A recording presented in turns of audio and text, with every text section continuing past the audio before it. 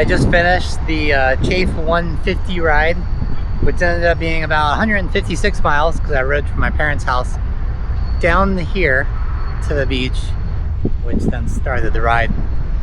Went really well. It was tough. The beginning was kind of like hit and miss. People taking off, bringing them back, and then about mile 40 is when things kind of got separated a lot. Some people had mechanicals, some had a flat, and then basically it was me and one other guy riding together 90 miles, no, 110 miles together. And we rode together until 140 miles when he popped off and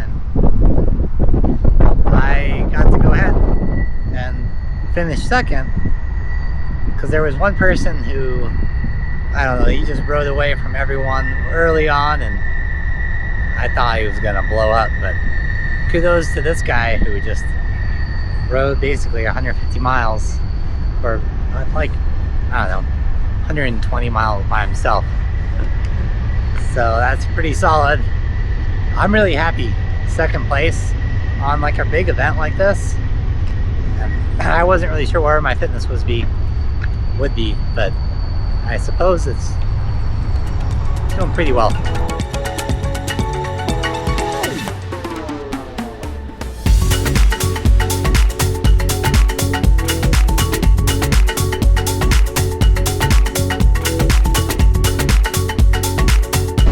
I pretty much went back to the house, took a shower, and now I'm coming back down because I think there's food and festivities going on at the beach. I'm trying to find this guy that I rode with because it'd be nice to have a training partner here in Sandpoint, or at least try to make some friends. Bike friends usually a good person to have as well. So back down here to search out people. I tried to get good footage of the race, but over time this camera just got soaked in sweat, Gatorade basically, and goo. It was a real disgusting mess of sports nutrition.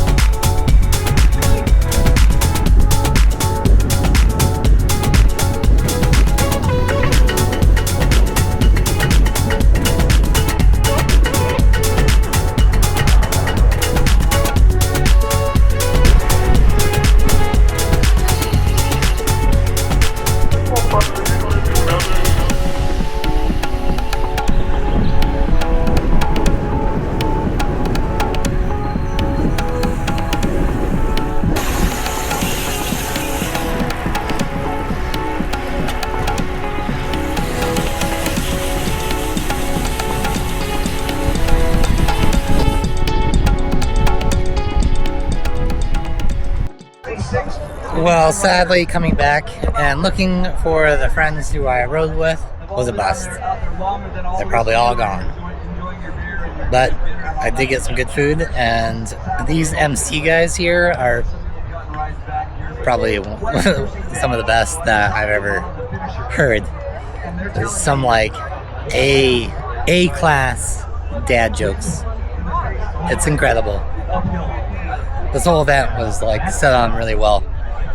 From the volunteers, aid stations, they'd ask you if you're going for time, and they would just basically take your bike, take your water bottles, give you a cold towel. Everything was like taken care of. You show up to an aid station and someone does everything for you, which when you're delirious from basically the entire time I was at 150 heart rate. That really helps a lot when you can get in and out of an aid station and not have to think about what you're doing. So super grateful for all the volunteers who did this. That's a long day out there, longer than it takes us to ride, and it's hot, really hot.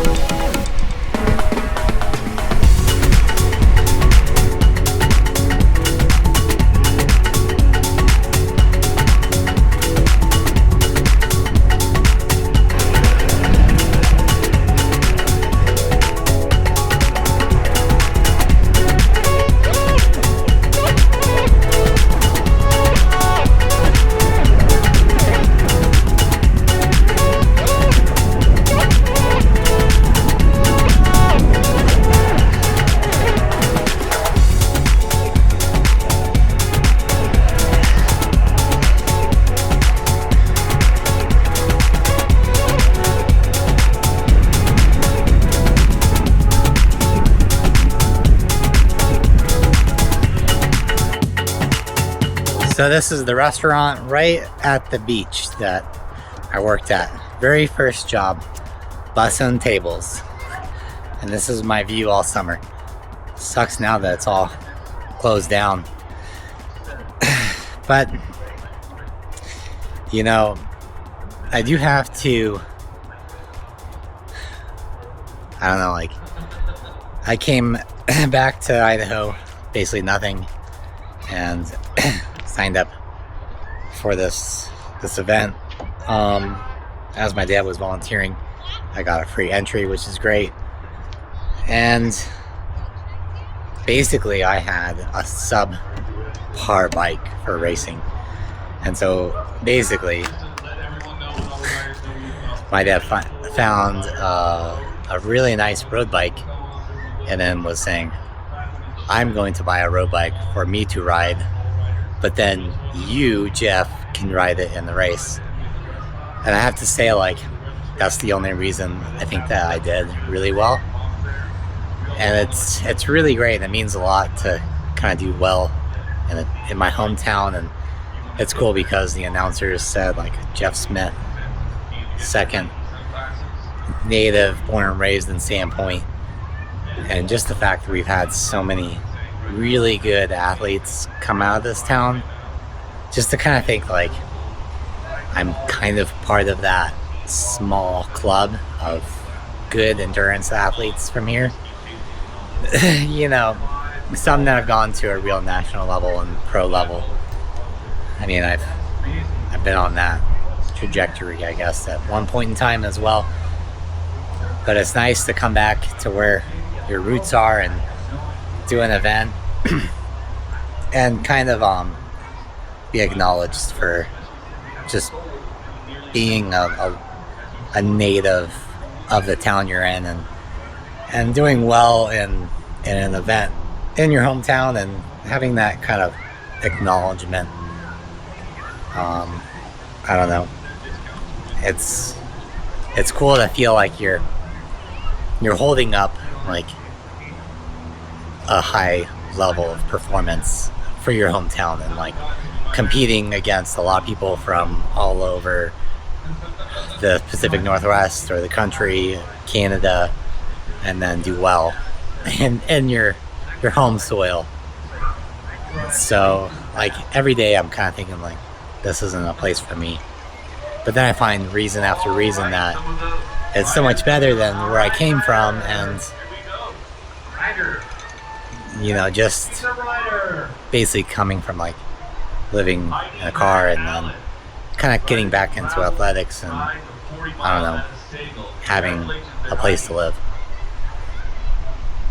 The struggles are all real, but it's nice to have people in your corner and then having your back as well, and then allowing you to do like cool events like this and like, you know, help you and assist you with doing well, because all this stuff is expensive and it's an expensive sport, and it's really just like, it's really an elitist like luxury sport to be able to do because everything is so expensive.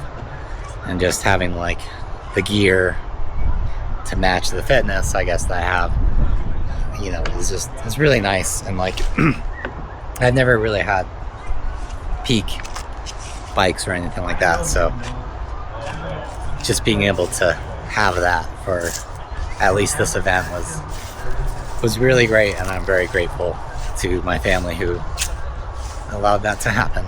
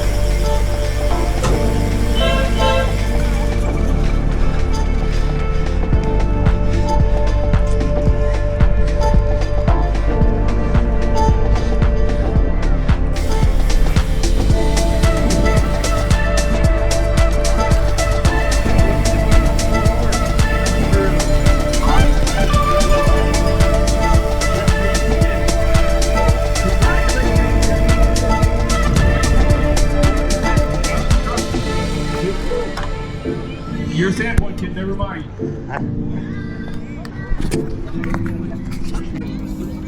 All right, and we have a couple more finishers coming on through. 3 more finishers coming on through. Chad Noto riding the Chafe 40 from Green Acres. James Armstrong riding the Chafe 40 out of Portland.